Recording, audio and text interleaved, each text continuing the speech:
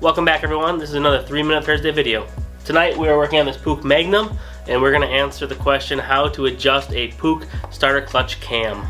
I also wanted to say thank you to everybody for liking and subscribing. I'm at almost 800 subscribers now and that's crazy to me. Once I hit 1,000 I would like to do a giveaway or raffle or something just to show my appreciation. So if there's anything that you can think of, let me know in the comments. A Puch E50 is kind of cool because unlike a lot of other mopeds, you don't need to disengage the pedal mechanism or anything like that to pedal it. If you pedal it, it pedals just like a bike. But on a Puch E50, if you pull this cable for your starter clutch, it'll engage the starter clutch and turn over the engine. And when you release the lever, it disengages the starter clutch. Let's pull this off and see how it works. Here's your gasket. So when you pedal the moped, the whole clutch assembly spins. Let's take off the starter plate. Now you can see the exposed clutch and the clutch bell.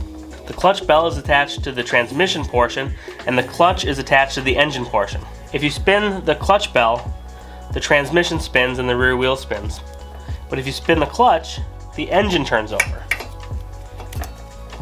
So when you pedal start a Puch E50, you need to engage this clutch. And the way that E50 does that is with the starter plate.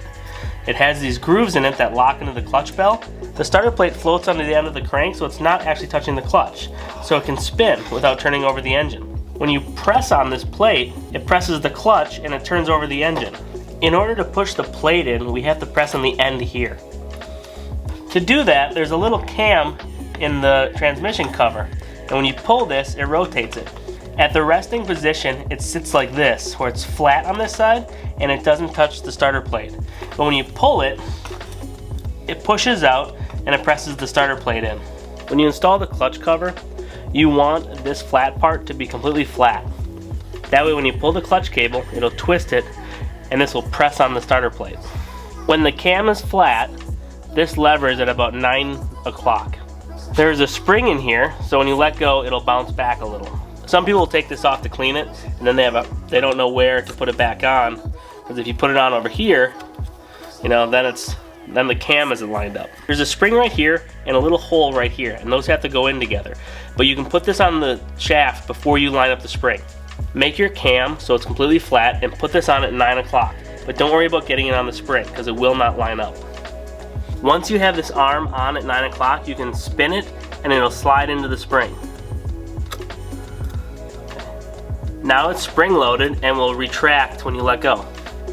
There's also a little circlip to hold it on, and I lost it. There it is. So press that back on when you're done. There you go. Now you can put it back on the engine. You can also align this while it's on the bike. With this on the bike, you can feel when it hits the starter plate.